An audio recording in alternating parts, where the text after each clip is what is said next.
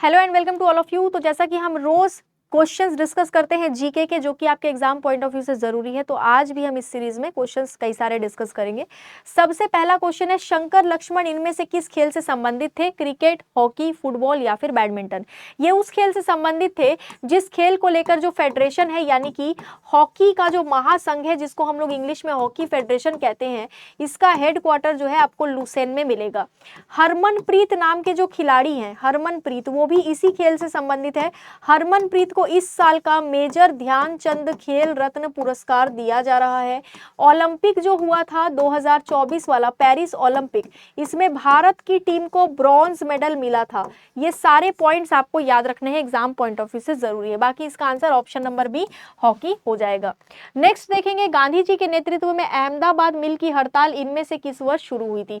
अहमदाबाद मिल strike जो हुआ था, जो गांधी जी के टाइम पीरियड में हुआ था, ये अहमदाबाद, जैसे कि चंपारण, अहमदाबाद, खेड़ा, ये जो सत्याग्रह हुए थे गांधी जी के नेतृत्व में, उनमें से जो अहमदाबाद मिल स्ट्राइक था, ये कहां पर हुआ था? 1918 में ये हुआ था अहमदाबाद में। अहमदाबाद गुजरात में पड़ता है, ये हम सभी को पता है। कालिदास इनमें से किस शासक के नवरत्नों में से एक थे? अकबर के पास भी नवरत्न थे, ठीक है, 9 लोग हुआ करते थे, ये 9 इंपॉर्टेंट लोग, है ना। जैसे अकबर के पास नवरत्न थे, सेम उसी तरीके से विक्रमादित्य के पास भी नवरत्न थे। विक्रमादित्य का दूसरा नाम था चंद्रगुप्त द्वितीय। चंद्रगुप्त टू जो थे वो विक्रमादित्य ही थे, यानी कि चंद्रगुप्त टू का दूसरा नाम विक्रमादित्य था। चंद्रगुप्त टू के पास भी 9 खास लोग थे, जिनमें से एक कालिदास थे, काफी जाने माने लेखक थे। आपको इनके कई सारी किताबों का नाम पता होगा, उनमें से एक किताब का नाम आप मुझे कमेंट बॉक्स में बताएंगे। इनमें से कौन हिमालय श्रेणी का हिस्सा नहीं है? पीर पंजाल, धौलाधार, जास्कर या फिर अरावली? तो सिंपल सा आंसर है इसका अरावली रेंज। अरावली रेंज जो है, अरावली पर्वत श्रृंखला जो है, ये आपको हिमालय से जुड़ी हुई नहीं दिखेगी, ये हिमालय का हिस्सा नहीं है। इसकी सबसे ऊंची चोटी का नाम है गुरु शिखर चोटी, ठीक है। गुरु शिखर चोटी जो है, ये अरावली रेंज की सबसे ऊंची चोटी है, ये आपको याद रखना है। नेक्स्ट है, दिए गए विकल्पों में से आर्य समाज के संस्थापक कौन थे और इसकी स्थापना कौन से वर्ष में हुई थी? वर्ष अगर आपको नहीं पता तो आप नाम से यहाँ पर पता कर सकते हैं। Option number A, Swami Dayanand Saraswati ji ने इसकी स्थापना करी थी।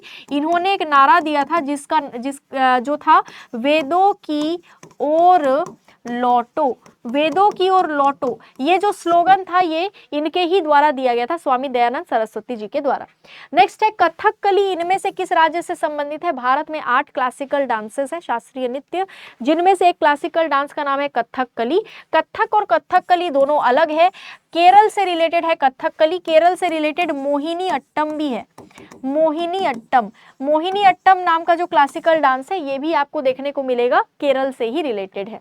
नेक्स्ट है, इनमें से किस देश को लैंड ऑफ थंडर बोल्ट के नाम से भी जाना जाता है? लैंड ऑफ थंडर बोल्ट के नाम से भूटान को जाना जाता है। भूटान में आज भी राजा होते हैं, राजा के साथ साथ प्राइम मिनिस्टर भी होते हैं।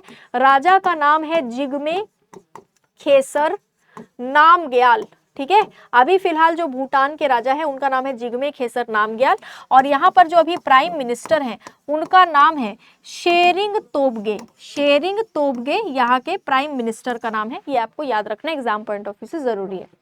वैश्वीकरण एक अवधारणा है, व्यापक, विस्तृत, बहुआयामी या फिर संकीर्ण? ऐसे क्वेश्चन इकोनॉमिक्स के पॉइंट ऑफ व्यू से इंपॉर्टेंट है। इसका आंसर होगा option number C, multi dimensional. ये मल्टी डायमेंशनल अवधारणा होता है। नेक्स्ट है, लुई लंगाइनी महोत्सव किस जनजाति के द्वारा मनाया जाता है? कौन सी जनजाति इसको मनाती है? ऑप्शन नंबर बी, नागा जनजाति। नागा जनजाति के द्वारा लुई लंगाइनी महोत्सव को मनाया जाता है। नेक्स्ट है, लखनऊ और बनारस हिंदुस्तानी संगीत की इनमें से किस शैली के मुख्य घराने हैं? इसका आंसर होगा ऑप्शन नंबर ए, ठुमरी, ठीक है। इसका आंसर क्या होगा? Option number A, thumri. ध्यान रखना, एग्जाम पॉइंट ऑफ व्यू से जरूरी है।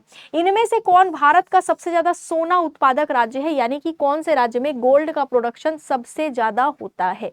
इसका आंसर होगा option number D, Karnataka. Karnataka में गोल्ड का भी प्रोडक्शन बहुत होता है, और लौह अयस्क का प्रोडक्शन प्रोडक्शन भी बहुत ज़्यादा होता है, ध्यान रखोगे। यहाँ पर कॉफ़ी का भी प्रोडक्शन बहुत ज़्यादा होता है, ये भी याद रखोगे, ठीक है, कर्नाटक में।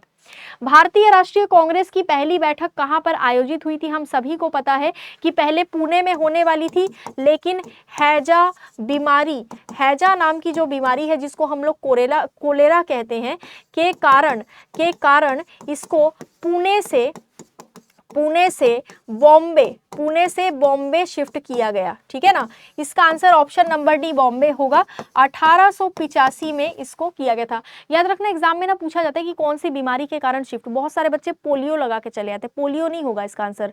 प्लेग भी लगाते हैं बहुत से बच्चे, प्लेग भी नहीं होगा, इसका आंसर हैजा यानी कि कोलेरा होगा।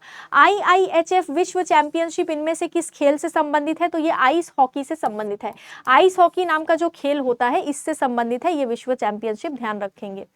विश्व में सबसे ज्यादा ज्वालामुखी किस महासागर में स्थित है? तो आपको पता होगा रिंग ऑफ फायर, ठीक है, रिंग ऑफ फायर वाले क्षेत्र में आप देखोगे जापान, इंडोनेशिया, ये सारे के सारे जो आइलैंड्स है ये बसे हुए, इस वजह से यहाँ पर भूकंप भी बहुत आता है। सब महासागर के अंदर ज्वालामुखी फटता रहता है और ऊपर का जो एरिया है वो वहां पर भूकंप ज्यादा आता है, इसीलिए यहाँ पर ध्यान रखना पैसिफिक ओशियन में सबसे ज्यादा ज्वालामुखी आपको देखने को मिलेंगे। भारत में वैदिक सभ्यता इनमें से किस नदी के किनारे फली फूली थी? वैसे तो सिंधु नदी का भी कई बार नाम आता है, लेकिन अगर आपके ऑप्शन में सिंधु नदी का नाम नहीं है तो आप आंसर लगाओगे ऑप्शन नंबर डी सरस्वती नदी, क्योंकि सिंधु सरस्वती नदी के किनारे ही ये सभ्यता फली फूली थी। आज के लिए इतना ही, अब अगले लेक्चर में मिलेंगे अगले क्वेश्चन, बहुत सारे क्वेश्चंस के साथ अगले वीडियो में। आज के लिए इतना ही, थैंक यू सो मच।